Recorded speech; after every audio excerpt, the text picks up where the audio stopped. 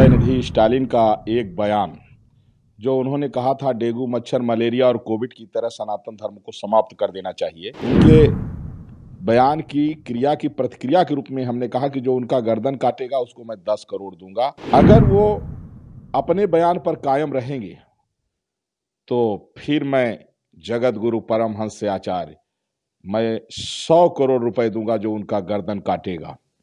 महाराज जी, उदयनिधि स्टालिन का बयान आया है, बीजेपी ने मेरे शब्दों को तोड़ मरोड़ के पेश किया, उसे बढ़ा चढ़ाकर पेश किया।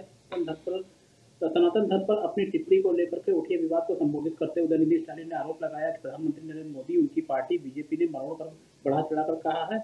उनके शब्दों को पूरे भारत ने मेरे बारे में चर्चा करने में मजबूर कर दिया है। क्या कहना है?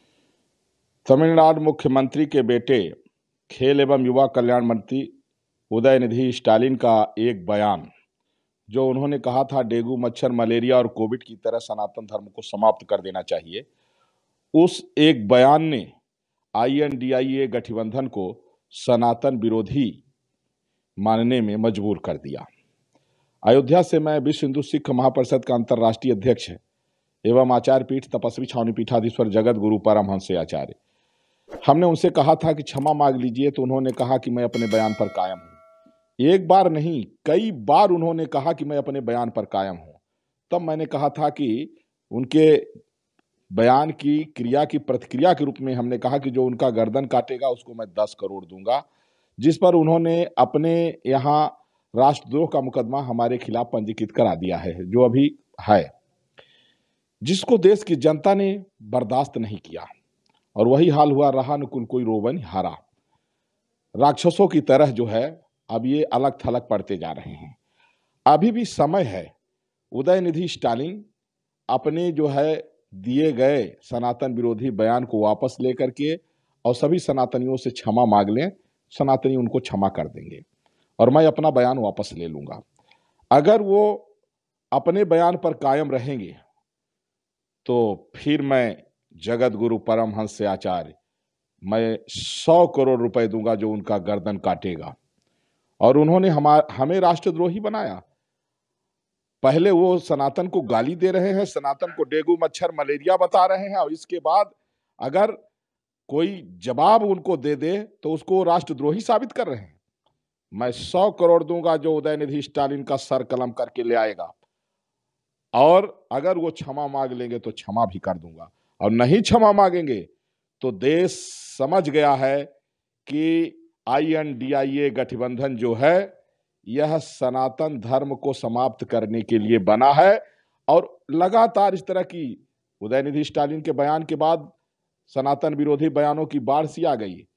जिस तरह से DMK के सांसद ए राजा ने बयान दिया, उन्होंने तो और जो है तो कहा कि इसको कोविड और HIV की तरह समाप्त करना चाहिए। और इसके बाद जो है मल्लिकार्जुन खड़गे का बेटा भी जो है तो कहाँ पीछे रहा, उसने भी जो है तो उनका समर्थन किया। देशवासियों को ये बात अब समझ में आ गई कि INDIA गठबंधन सनातन धर्म को समाप्त करने के लिए बना है, इसलिए INDIA गठबंधन को ही समाप्त क्यों न कर दिया जाए, अब ये जनता ने मन में बैठा लिया है। और देश के माननीय प्रधानमंत्री नरेंद्र मोदी जी को मैं धन्यवाद दूंगा कि सनातन धर्म का उन्होंने पक्ष लिया।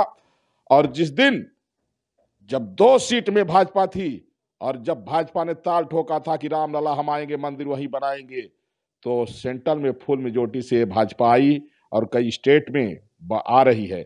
और जिस दिन माननीय प्रधानमंत्री नरेंद्र मोदी जी सीना ठोक के कह देंगे कि भारत में 100 करोड़ हिंदू रह रहे हैं और देश का पार्टीशन धर्म के आधार पर हुआ है, इसलिए हिंदुओं की जो मांग है भारत को संवैधानिक रूप से हिंदू राष्ट्र घोषित कराने की, जिस दिन मोदी जी कह देंगे कि मैं हिंदू राष्ट्र बनाऊंगा, उस दिन से INDIA गठबंधन साफ हो जाएगा और देश उसी के साथ में रहेगा जो धर्म और राष्ट्र की उत्थान की बात करेगा। उन्होंने भी कहा कि भाजपा और मोदी जो है हमारे बयान को तोड़ मरोड़ के पेश किया है। तोड़ मरोड़ को तब कहते हो जब उनसे कहा गया, कई बार जो है चर्चा हुई तो वो खुद ही कह रहे थे कि मैं अपने बयान पर कायम हूं। तो तोड़ मरोड़ के कौन पेश कर रहा है? हमारे ऊपर उन्होंने राष्ट्रद्रोह का मुकदमा पंजीकृत कराया। अब ये कोई तोड़ मरोड़ की बात है? गाली वो दे रहे हैं, अगर उसका जवाब दे रहा हूं तो हमको राष्ट्रद्रोही बता रहे हैं। उनका बाप मुख्यमंत्री है तो वही सरेआम गुंडई है कि जो है उल्टा चोर कोतवाल को डांटे। इसलिए वो क्षमा मांग लें और जो हमारे ऊपर राष्ट्रद्रोह का मुकदमा पंजीकृत है उसको वापस कर लें, जनता क्षमा कर देगी। और नहीं तो हम इनाम बढ़ा के हमने 100 करोड़ कर दिया है। और जो भी सनातन विरोधी है, अगर रावण सीता को वापस कर दिया होता तो राम को वध करने की जरूरत नहीं थी, लेकिन जब सीता को वापस नहीं किया तो राम जी ने वध किया।